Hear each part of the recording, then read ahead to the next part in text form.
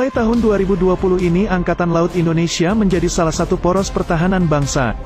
Untuk itu sistem penjagaan terus ditingkatkan, tak terkecuali di Natuna. Pembangunan postur ideal militer Indonesia terus digenjot oleh pemerintah. TNI, sebagai garda terdepan penjaga marwah bangsa mesti dikuatkan demi sebuah kedaulatan. Sekarang postur kekuatan pertahanan itu sudah mulai nampak. Maka dari itu supaya tak gertak sambal saja dan menunjukkan jika Indonesia bakal tegas menindak setiap pelanggaran teritori, pemerintah sudah mengambil langkah-langkah strategis.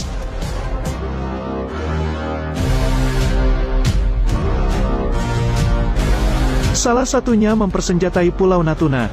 Melalui Minimum Essential Force (MEF) alias kekuatan pokok minimum yang terbagi 3 tahap, TNI mulai mendorong maju arsenal perangnya ke perbatasan antar negara. Setelah pembangunan infrastruktur macam pelebaran dermaga, pembangunan landasan pacu, hanggar dan barak prajurit selesai, maka isian alat penggebuk pun mulai disuntikkan ke Natuna.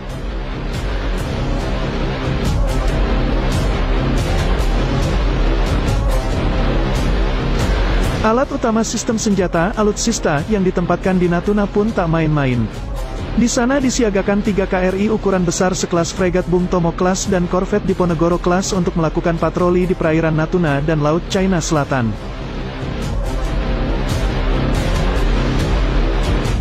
Terbaru tentunya korvet kelas Parhim TNI AL yang tanpa diduga ternyata ikutan nimbrung di Natuna. Sedianya juga akan ditempatkan kapal selam di Natuna untuk menanggulangi aspek peperangan bawah laut.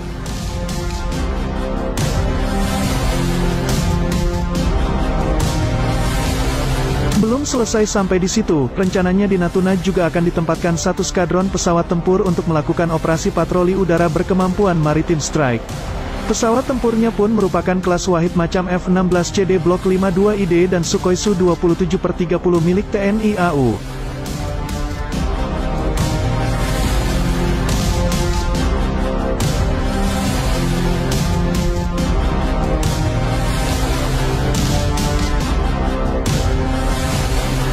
Merasa masih kurang, tenang, ada lagi penambahan pasukan elit 3 Matra milik TNI macam Marinir, Pashas serta Kostrat. Satuan pemukul TNI dari AD, AL dan AU saat melakukan upacara di Natuna.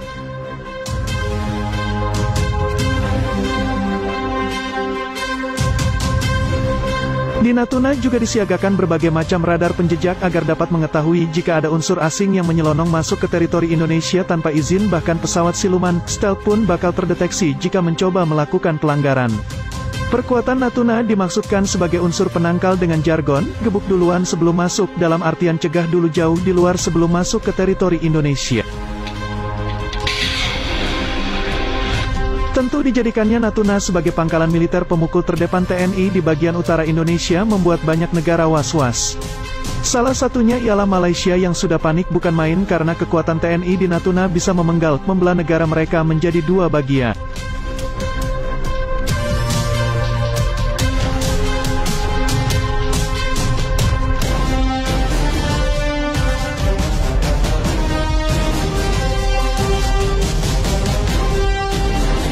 Posisi Natuna berada di tengah antara semenanjung Malaysia serta Sabah dan Sarawak.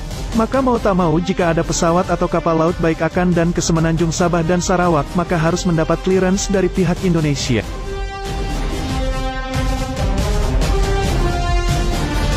Jika Indonesia mau jahat, bisa saja jalur antara semenanjung Sarawak diblokade untuk mengurung salah satu wilayah negara Malaysia itu. Hasilnya semua komoditas Malaysia akan mahal dan berimbas pada daya beli masyarakatnya, tinggal tunggu waktu saja negara itu bangkrut. Jika nekat terobos tanpa izin, maka siap-siap saja terima akibatnya.